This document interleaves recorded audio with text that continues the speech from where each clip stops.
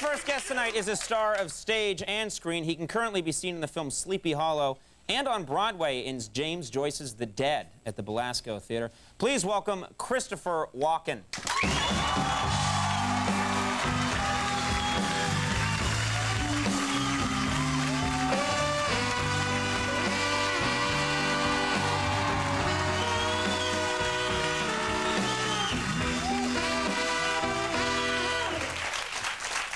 Thanks so much for coming. Thank you. This is a real treat to have you on the show. And, you know, I have to start by saying, I think you are the guest we're finally having in the flesh, but you're the guest who has been the most impersonated of any guest that we have had on. Jay Moore does this show all the time. Kevin Spacey, when he did the show, plenty of people come here and they do their Christopher Walken impression for us. Is that strange for you? Does that annoy you? Do you like it? What? No, I like it. I think it's wonderful. Unexpected, it started to happen. I don't know why. You don't know why? I have friends who have me on their answering machines, and Jay Moore actually does it right in front of me while I'm talking to him. Really? You'll say something and then he says... He answers me back, and, like myself, and sort of like deja vu. Yeah, yeah. We could take care of him for you if you want. You know, thinking about all the roles you've played, you've played a lot of strange, dark characters. So many, in fact, that it starts to lead probably some people to think Christopher Walken is maybe a strange man. Maybe he's a weird guy. I don't know. I'm just asking. I think it's a polite question. Are you a weirdo? You know? No, but I... No. All right. Good night, everybody. No, but I think I know why. I think that if you're lucky in show business, you get a kind of a ball rolling. And early on, I started playing those people. I don't know why. When I came from the theater and musicals, and I always played sort of silly, you know, funny people. And then in the movies, for some reason, maybe it's to do with the camera, you know, how you look, and I don't know. I mean, people always think I'm an idiot, you know? Who knows why? A goofball, if you will. I think it's true that I mean that you can get translated for some reason. I thought you meant true that I'm an idiot. No. But I think that the camera can translate into something else. But you're normal. You have a normal life in a lot of regards. Normal family guy. You've been married 30 years. Over 30 years, and I have a house. I have a station wagon. You know. But it's a weird station wagon, isn't it? It's the Dodge Weirdo. Yeah. You have a. I'm someone that notices hair. I just do. I mean, when I was a kid, I used to watch Hawaii Five-0. Remember Jack Lord on that show when he had the crazy... Great hair. Big Elvis fan, the crazy hair.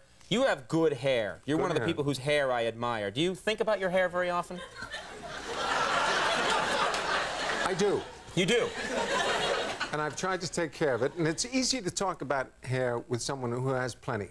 Right. Like yourself. We can talk. We can talk. Right. There's no awkwardness or But there's an awkwardness sometimes when I'm talking about hair to people who don't have much. But you're talking to me now. You've thought about hair. What do you do? You said you take care of your hair. What do you do? A long time ago, in fact, the actor Anthony Perkins, a friend of mine, told me way when I was a kid. He said that if you take your hair every morning in your hands and you pull it forward vigorously, that, you know, it has to do with genes and stuff like that, but you can slow the balding thing down by keeping the scalp loose, because the blood getting cut off is a lot of the reason why you lose your hair. Do you think it's possible he was playing a prank on you? Well, listen, 30 years later. You know. So you do, what do? You grab it? I do that, but they say that JFK used to do that. A lot of people grab their hair. He had great hair. Right. I do this. I find every morning. Oh. See that?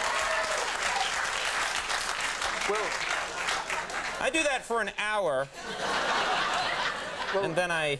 You can do it by yourself. That's even better. Yeah, no hands involved. Let's talk about what you're doing now, because this is actually very interesting. James Joyce's The Dead. Yeah. You're doing a production of this on Broadway, which the critics have hailed. People love this show. There's singing in the show, and you sing. I sing. And tell us about that. This is something that you had done before. You haven't done it in a while? I was in musicals when I was younger, but I was mostly a dancer. I have a small but extremely unpleasant voice. And, it says that in the program. Yeah.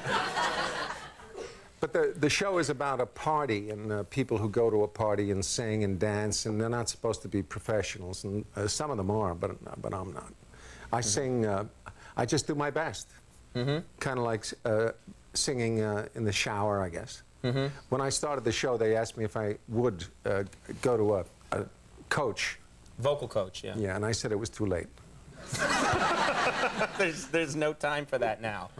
I guess the movie I just saw you in, Sleepy Hollow, in that movie, you're, of course, the Headless Horseman in that film. And I was reading about the film, and they said that you were the only actor in the movie not to ride a real horse, that you rode a mechanical horse. Yep. Which you can't tell when you're watching the movie. It's a good mechanical horse, one of the best I've ever seen. But why did you choose to ride a mechanical horse? Well, because I can't ride a real horse. And I can't. And again, they said, would you like to learn how to ride a real horse? And I said, it's too late. And they asked you to sing while riding it, I remember. But, you know, that's all the rage right now is actors that say, I want to do my own stunts. They brag about it. Not me. Not you. But I don't even drive a car. So the horse thing... You thing, said you had a station wagon. I don't drive it. Oh. My wife drives it. Okay. But they had a great horse. It was the horse used in that Elizabeth Taylor movie, American, what was it called? The famous movie. What made... It's a famous movie. Blue Velvet. No, Blue Velvet. Yeah. American Velvet, yeah. American Velvet. And, National Velvet. National Velvet. You know what? You know what I love is that the three people on stage can't for the life of them come up with it, and every person in the audience is like, National Velvet. But that's it, and it was a great horse. It has all these things that it does. It does everything. It has a keg in it. What do you... This sounds like a great horse.